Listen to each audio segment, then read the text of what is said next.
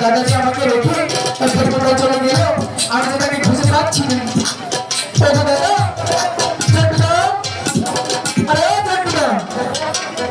ভাই দা পাতনা দাদা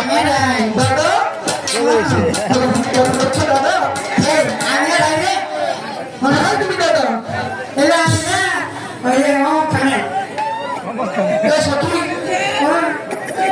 তুমি কি আমার বন্ধু জন্মকে দেখেছো?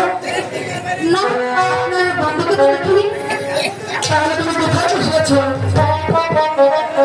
তুমি কোথায় বসে আছো? আমি এইমাত্র আমার সেদিকে স্নান করে এখানে একটা গাছ ছিল, তার উপরে বসে গাছে দেখি এমন এমন করে গাছে এখন এমন এমন করে, তাই না? গাছ তো পানির উপরে ভাসতেছে, এই জন্যই পানির ঢেউয়ে গাছ নাচতেছে। আচ্ছা ঠিক আছে, তুমি চলে এসো দেখে আমার দাদা কথা।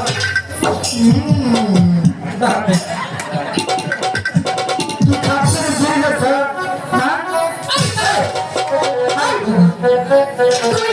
তুই এখানে এসে লেহেঙ্গা নিচে পড়েছ কেন? তাই আমাকে পারতে না গো, কোনো কিছু না।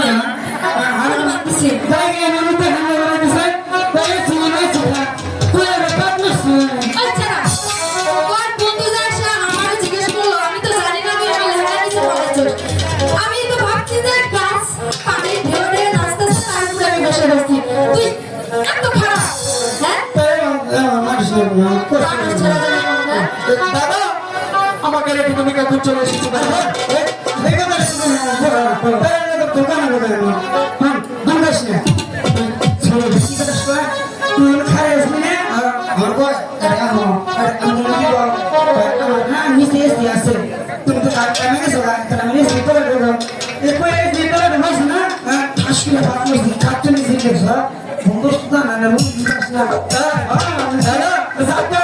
শোনো, ওদের ভাব সবাই মনে হচ্ছে ওরা এখান থেকে এখনই চলে যাবে। চল সখী, ওদেরকে আর কিছুক্ষণ রাখার ব্যবস্থা করে